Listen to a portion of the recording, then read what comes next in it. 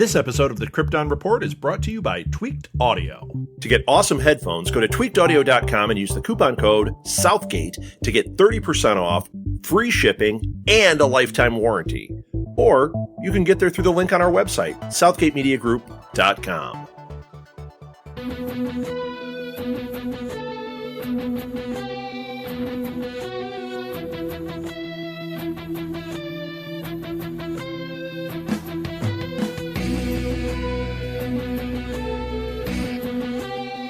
Welcome back to the Kyrpton Report. This is Tyler, and with me is my lovely co-host. Hi, guys. Miss Jania. That's right. My partner in crime. My woman for life. Miss Jania. My wife. Just so you know, if you're the first-time listener, Jania is my wife, and she is beautiful. So what we're going to talk today is about the Supergirl episode for The Girl Who Has Everything. Now, this is a cool episode because it's one that's adapted from a story that was written. So we're going to talk about the story first. The original story is called For the Man Who Has Everything, and it was a Superman Annual 11 in 1985. It was written by Alan Moore, and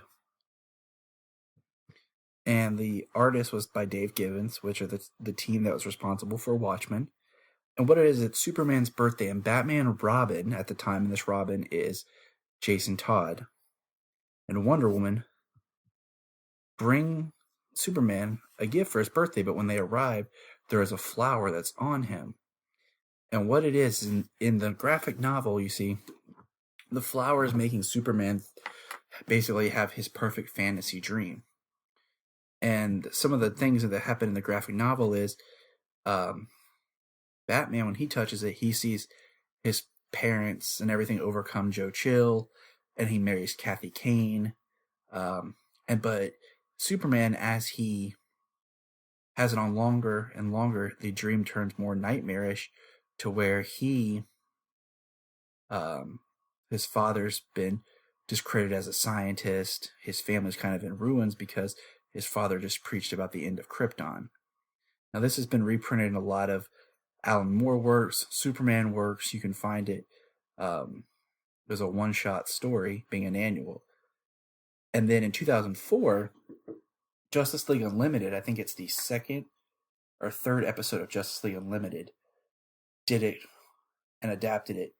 And in it, it's just Batman and Wonder Woman that go to Superman on his birthday. And in it, it's heartbreaking because Superman has this perfect life on Krypton. He has a son. Yep. Batman, when Bruce has it, he sees his father beating Joe Chill in the alley, and then he has to get the flower off, he has to reject it, and has to accept that his parents were murdered. It's a heartbreaking story. I think the cartoon is a little bit sadder than the book, with everything that it gives us. And, in the cartoon, the biggest element is Mongol. Superman fighting Mongol in the cartoon, just like in the book, and he almost beats him to a pulp.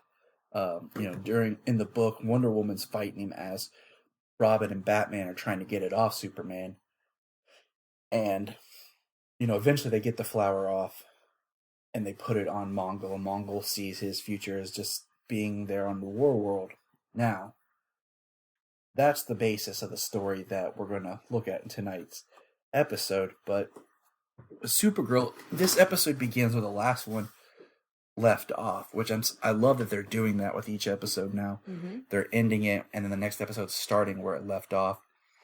Basically, she gets a gift, and it's the flower. And do you know what that flower's name is, Jania? I cannot remember, no. You cannot remember? Well, hold on.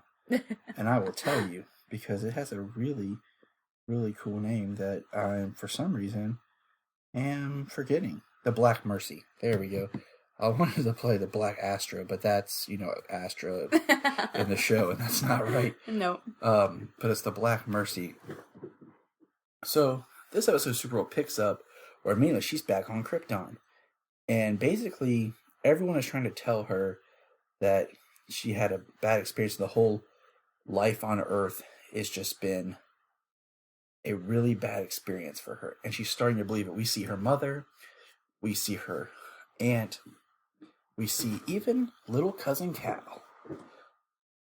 I mean, they're basically telling her that that was a dream. Exactly. Everything that she went through on Earth is a dream to her. She sees her father, who never gets his name mentioned. Not like he has a huge connection to Superman or anything, why she's Supergirl, but that's a whole nother thing. Yeah, her mother's the important one right now. She has the fever.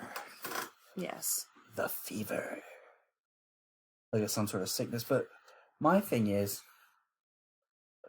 as sad as this is, and we've talked about this before, that Supergirl's character is a little bit more tragic than Cal's, because she has memories of Krypton. She has stories to tell.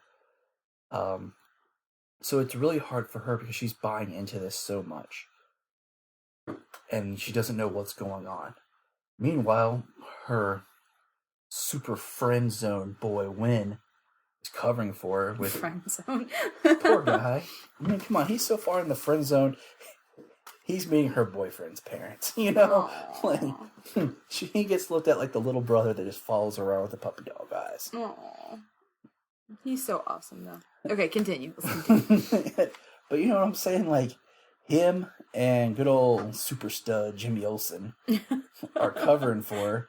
And this episode's just great where it's supposed to be Hank as Kara for Kat.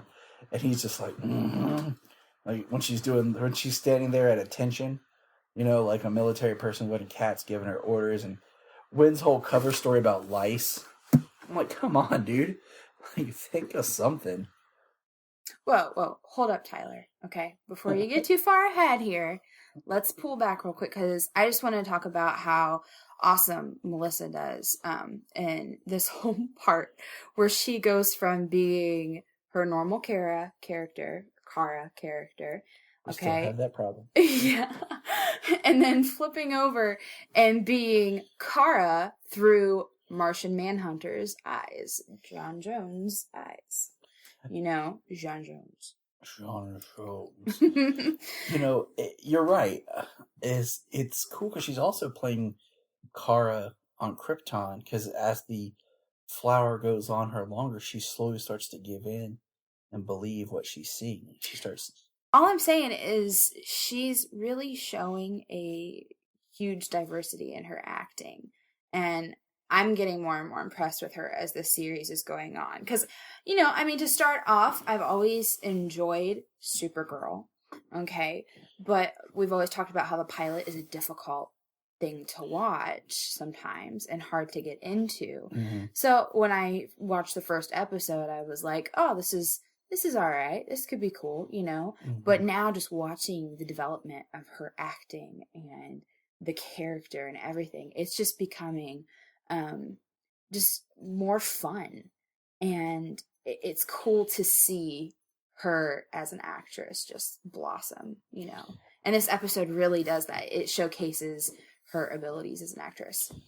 And I completely agree. It's the same with David Harewood. When you see him as Hank in front of everybody, I just did air quotes for Hank, people. And then you see him more as John when it's like him and Supergirl and him and Alex. And then you have the Martian Manhunter, like when he turns.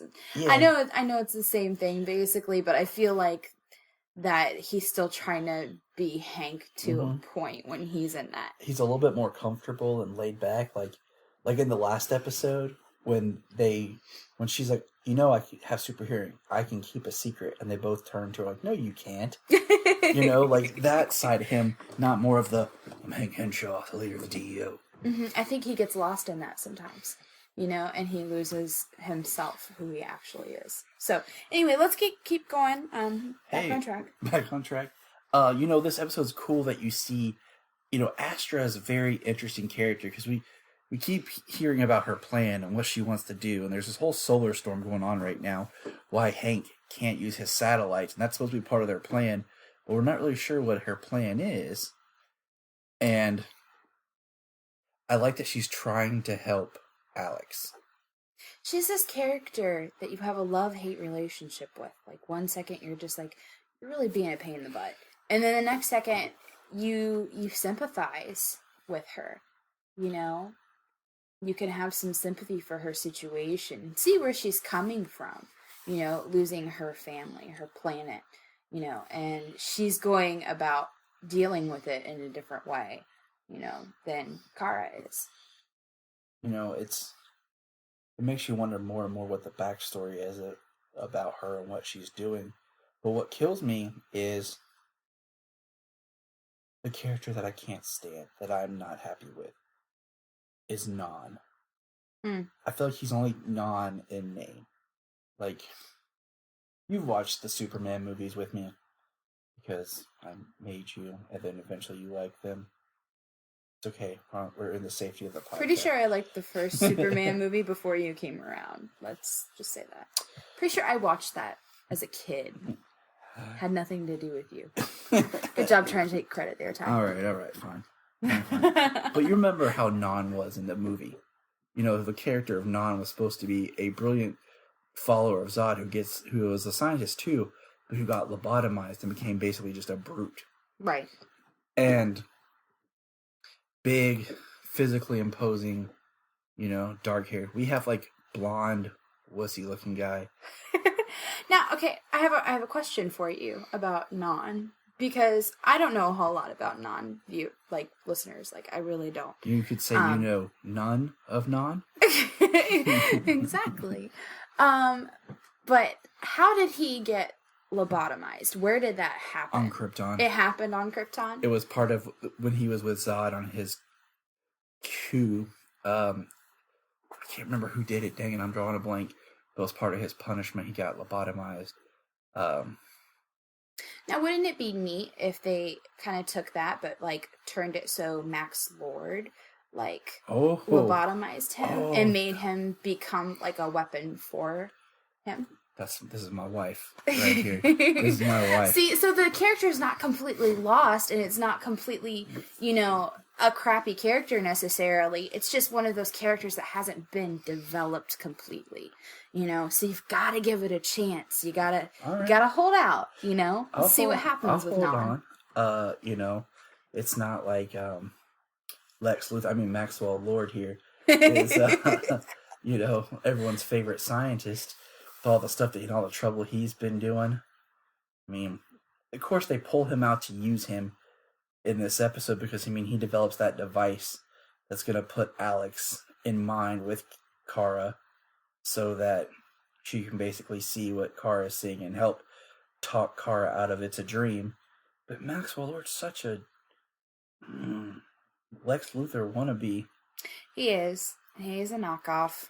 I mean, but if you notice, there are some things in the show it's a knockoff of Superman. It's hard, you know. Like I said, it's hard. They're working on carving out their identity, and I think they're doing a good job in some aspects. They're really, really. Yeah, I mean, they're building the side story and the side characters and giving her own supporting cast, which is great. Like, you know, as Winslow shot Junior, you know, Cat called him Twin Man Jr. Yeah. I mean, I think that it's really cool in this episode especially how you were talking about the other interpretations of the same storyline basically, but that involves Superman? No, not Superman. Batman and Wonder Woman and Robin? Oh, sorry. It involves Mongol. Oh, yeah. Yeah. Okay. So, I like with this that they don't involve Mongol. They completely take out that aspect of the original storyline and they give it their own twist. You know, you bring in Maxwell Lord, you have him with his, you know, apparatus that basically, you know, helps save her, you know? Like, it's really a lot cooler in this aspect that her sister goes into her head and into her dream and tries to pull her out. And just the whole sister comment. You have a sister. I do. So just, you know, I have a brother we've grown apart, but I still love him. But he never listens to this. I can say whatever I want. But you know, the whole, like, having that as a side story. Yeah. You know, giving Kara her support, like we said, her supporting cast, more so using the different lines of the comic book series, not, you know, making her Kara Kent, giving her that identity by really chiseling out her own backstory. It's giving more myth, but as far as some of the, just villains and stuff, they're working on trying to break from Superman's shadow. And that's so hard to do, I feel like, with the villains. Well, I mean, there's some really good stories that they've done with Supergirl. Sterling Gates did the great story with Superwoman, who was Lucy Lane, which would be interesting if they build that. We talked about that when they were introducing Lucy onto the show. Oh, yeah. About the scientific experiment. I actually have the book over there on the shelf. If you want to pull it and read it again. That could be something interesting, especially as that tension between Kara and Lucy builds. That could be really interesting, because I could see that going in a couple different ways. It could once again be something that happens through Maxwell Lord, or it could be something that happens through Lucy Lane's father. Exactly. I mean, through fear, and General Lane wants his own weapon to control. Yep. And I mean, what's better than using your own daughter? Yeah. So, that's something they can do that helps her. I mean, I loved in the New 52. I don't know how they could pull this off, but Brainiac, made the cyborg Superman was actually her father. It was Zor-El that had been mutated to look more like Jor-El. So that's something that could be really interesting. One thing I'll tell you wasn't too keen on the kid they picked to be young Cal. I mean, he's okay. Just side note. I think you're being a little picky, Ty. I'm extremely picky. I'm sitting I understand in a room, why. I'm sitting in the Fortress of Solitude here, a room covered in Superman stuff, and I'm looking at... We are literally surrounded, guys. We'll probably put up some pictures sometime so you can actually see our Fortress of Solitude. It's covered in everything comic book, Superman, Batman. I'm looking here in one wall. All DC, basically. I got Tom Welling, Christopher Reeves, and Henry Cavill. Yep. Does that little kid look like he'd be the younger version of any three of those guys? No. I don't know. No. I don't know. Don't even try. Okay, let's talk about this, though. Where's my giant Brandon Routh? That's what I need. I need a giant 6-foot statue of Brandon Routh in the corner. Yeah. One thing I wanted to bring up was how tragic this episode truly is. It really stays true to the original storyline that they did through the Superman comic. Yes. And, with Justice League Unlimited. Where he has to say goodbye to his ideal son. And as, everything gets me now. Like, as a new father with a 1-year-old. Yeah. I put myself in those shoes. And I'm just like, oh my God, I couldn't do it. Like, yep. I can't even watch the beginning of Man of Steel. I have to skip the first chapter on the Blu-ray because I can't imagine having to give up my child like that. But with her, for me, the tragedy lies in the fact that she came to Earth thinking that she was going to be with her little cousin, Kal-El. He was going to be this little guy that she remembered from Krypton and loved and cared for like a brother, to protect him and to basically raise him. I mean, let's be honest here. Yeah. So she came to Earth with that in mind, and then she gets to Earth and he's an adult. Like, that would completely rock my world. Say, for instance, it was my son, and I came to Earth expecting him to still be little, and then here he is basically grown up, and I don't get to raise him the way that I expected to, and I didn't get to see that part of his life. Even if it was a brother, it would still be heartbreaking. So for me, it's like watching her look at the relationships that she has with her parents and Cal and her aunt. And her aunt's another thing that is completely heartbreaking too, because she wants so badly on Earth. She wants things to work out with Astra.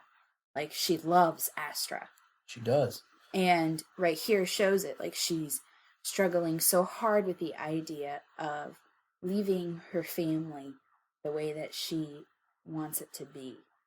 And stepping aside and saying, you know what, my sister's right and my sister's His important. family. Yeah. And like you said, it's tragic because her whole purpose of existing and surviving is gone. Yeah. As where Cal looks at like, oh my gosh, I have family. She's like, I have family, but I have no connection to this family. You're basically a stranger, but we're both cousins. And that's so sad. That's just so sad because... It reminds me of Thundercats. In the pilot of Thundercats, Lion-O's a kid, and they get put in these cryo tubes, and they crash land. Well, there was something damaged to he aged. So when they open the tubes, everyone's the same age, but Lion-O's now a full-grown adult, physically, with the mind of a child. And I'm like, poor, at least Kara didn't have that experience. That's very true. Very true. But it is, just Alex looking at her in her face and telling her, like, this is wrong. Like, this isn't it. And her looking at her mother and her aunt and just being like, I have to go. It's kind of like the Matrix. She's basically in the Matrix. It's her dream world of what she wants, her perfect. And even then, the planet's exploding. And what would you do? I would believe that I would do what I'd have to do. However heartbreaking and difficult that may be. I think about what my dream world would be like. And... Jenny, we can't talk about that. This is a family podcast. Believe me, you're still in my dream world. Don't worry. That's what I was alluding to, but if there's something we need to talk about, we need to put this on pause. We will return to your regular scheduled programming momentarily. Oh, gosh. But, man, this scene right here, we got it playing in the background just because there's just so much... this scene I wanted to get to and just watch again, where the Black Mercy comes off of her, and she wakes up, and Kara is just completely distraught. She's completely shaken, and she has to come back to reality, and it's not an easy comeback. It is a crash into reality. I think this would have been a really cool, like in the comic and in the cartoon, we get to see that glimpse of that heartbreak of Bruce Wayne watching his father destroy Joe Chill. Just let's pause for just a second there, Ty. Look at her face. She goes through so much emotion in that short period of time. When she wakes up on the table, she's got this confusion on her face. And then she goes into, I just lost everything. And there's this mourning. Again. Yes. And there's this mourning that she goes through. And then you watch her get off the table, and it turns from mourning into anger. And it happens so fast. And it's so fluid and natural. And she's resolved as soon as she turns around to look at her sister and ask, who did this to me? It's crazy. This could have been a really interesting if they got it off and it had touched, like, John Jones, just because of his tragic story. Yeah, it's different because in this, it crawls off of her and Wilson dies. Yeah, and Maxwell Lord's looking at it like, I love this. I love Wynn talking with everybody, and they're just like, okay, yeah, tech guy. But, super smart, awesome tech guy. Exactly. That nobody ever thanks. Or if any of our listeners out there are tech people and hackers, can we be friends? Because all these shows are based on someone who has a best friend who can just hack a computer like nothing. And I don't have any friends like that. I don't either. Yeah. And I would love to have that friend. So if you're a listener out there and you're like that, hit us up on Twitter and on Facebook. We can be friends. We'll be your best friend. Just saying. Anyway.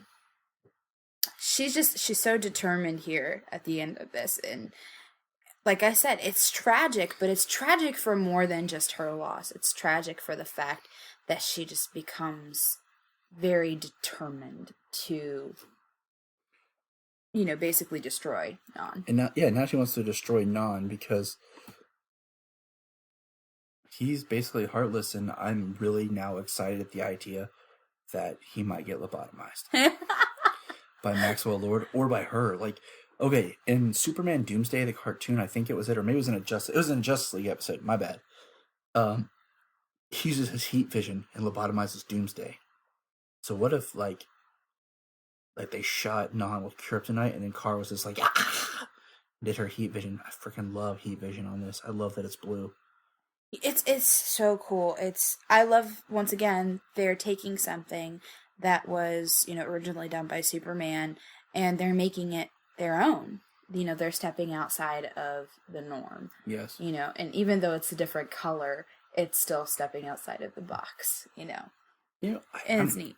I love seeing this fight between Astra and Martian Manhunter. I love seeing him in full-on Martian Manhunter. But dang, when Alex just knifes her with the kryptonite sword blade, holy cow, it was a wow moment of just, oh my gosh. I mean, you expected Martian Manhunter to do it, but... I expected Martian Manhunter to hold his own more because he's supposed to be super strong, and he hasn't tapped into his telepathy. But you know what? He might be completely out of practice from trying so hard for so long to be something and someone else. Someone he's not. So Which maybe is a it's nice parallel to Kara, if you think about it. Yeah. Because she hid who she was. In a sense, he's hiding who he is. Well, I mean, we have talents and we have abilities. All of us do. And we all know that if we don't work on those talents and abilities on a consistent basis, that they sometimes, we're not, as sharp with them as we would normally be if we had worked on them as hard. So I think the same thing goes with, John Jones in this case. And it's so sad, but John does the right thing. I killed her. He takes the blame immediately. He says it immediately that I did it, because Alex... He's protecting Alex. Exactly. He's protecting their relationship. Yeah. He cares about them. And if Kara, that's another thing is like, he swore an oath to Jeremiah that he would protect them and look out for both of them. Well, I mean, you think about it too. Kara has Alex up on this pedestal. Yes. Alex is Kara's hero. For the most part. Even more so than... Clark, Kal-El, Superman, Because she, she has a cousin, and it's interesting in this that they don't have the close of relationship as you would think they would have. But I like it. Oh, I do too. I like it because it lets her be her own person. And that's how she gets out of the shadow. Yeah. And I like it just as well. And that's what makes Alex so important. Yeah, if Alex wasn't there... who would she have that tight-knit relationship with? She basically has the relationship with Alex that she should have had with Clark. Exactly. So, it's kind of neat to see and to watch. As long as they don't take Astra's body like Maxwell Lord and try to make it Doomsday. Gosh. But Non's like, he just looks to the sky and screams, Kara! It was a really bad Star Trek impression. It was really bad. I know. But it's okay, I still love you. I love you too. Man, kryptonite swords. I hate kryptonite. I wish they didn't have kryptonite. Why, Tyler?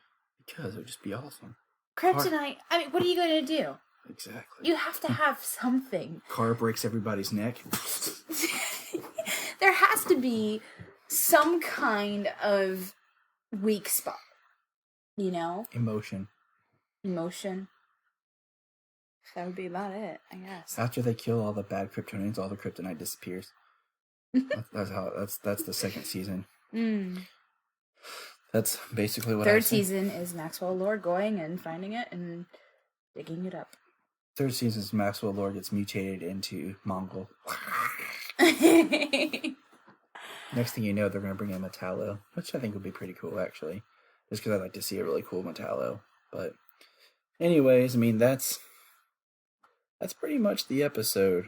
The episode ends with Kara's back, and they tell her about how John tried to cover for her, and she's having a good time with Winn and I love right here that Winn basically looks at her and at the end and he's just like double checking we're friends, right? You know, he doesn't say that, but the way that he says it and the way that he implies like, hey, we're good, right? You know? He's in the friend zone, so he wants to make sure he's still there. He's like, hey, can you just put me back?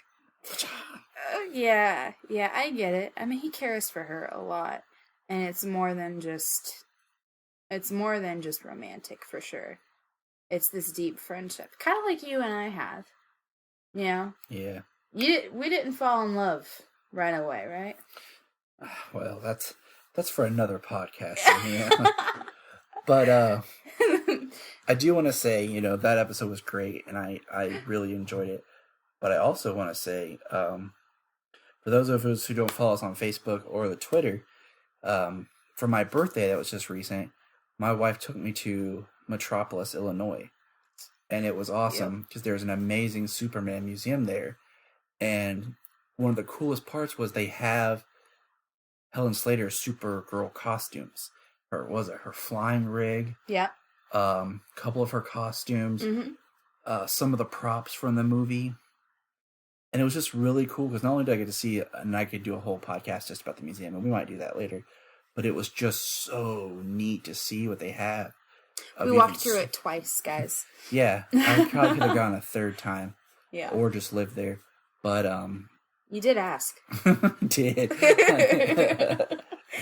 I did ask. But I mean, shout out for that museum because seriously, you guys should go check that out. That was It was. What's funny is there's a historical museum here in Columbus that it's like what $10 or more a person. Yeah. And they're advertising. They have George Reeves, his Superman costume. We paid $5 a person and saw just costume wise, George Reeves, Christopher Reeves, Dean Cain. Supergirl, Helen Slater, Supergirl, both John Newton Howard and Christopher. Crap, it's too late. My nine's going like Superboy costumes. Yeah. Mm-hmm. Gerard Christopher. There we go.